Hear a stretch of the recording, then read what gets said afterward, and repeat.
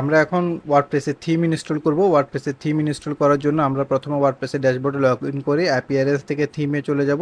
থিমে চলে আসার পর এখানে অ্যাড নিউ থিমে চলে যাব। অ্যাড নিউ থিম থেকে আমার যে থিমটা ডাউনলোড করা আছে আমি এই থিমটা আপলোড করব। আপলোড ফাইলে ক্লিক করে আমি আমার থিমের ফাইলটা দেখিয়ে দিব।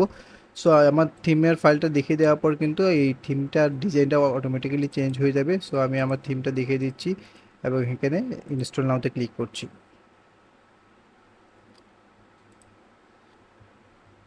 সো আমার থিমের ফাইলটা ইম্পোর্ট হয়ে গেছে। আমি এখন এটাকে অ্যাক্টিভ করে নিচ্ছি। অ্যাক্টিভ করার পর এটা অটোমেটিক্যালি আমাকে বেশ কিছু প্লাগইন সাজেস্ট করবে। এখন আমি বিং ইনস্টল প্লাগইন থেকে ক্লিক করে আমার সবগুলো প্লাগইন সিলেক্ট করে আমি ইনস্টলে ক্লিক করছি। সো এখানে নেসেসারি প্লাগইনগুলো সে ইনস্টল করে নেবে।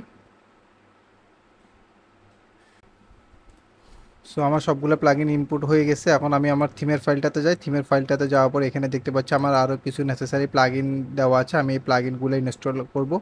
এই প্লাগইনগুলো আমি আপলোড করব। অ্যাড নিউ প্লাগইনসে যাওয়ার পর আমি আপলোড প্লাগইনে ক্লিক করব। আপলোড প্লাগইনে ক্লিক করলে আমার এখানে প্লাগইনগুলো একটা একটা করে ইনস্টল হবে।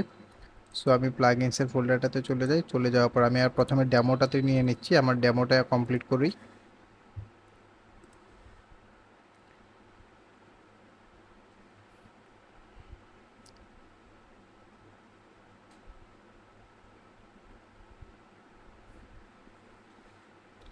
সো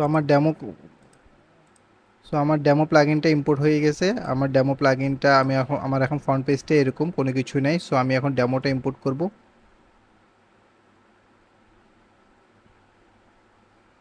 সো ডেমো ইম্পোর্ট করার জন্য অ্যাপিয়ারেন্স থেকে ইম্পোর্ট ডেমো ডাটাতে ক্লিক করব।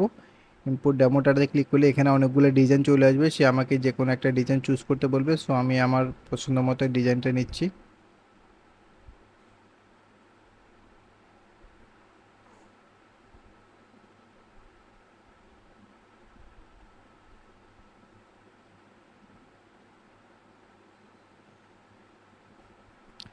সো আমি এই ডেমো ডাটাটা ইম্পোর্ট করব। এটাতে ইম্পোর্টে ক্লিক করব।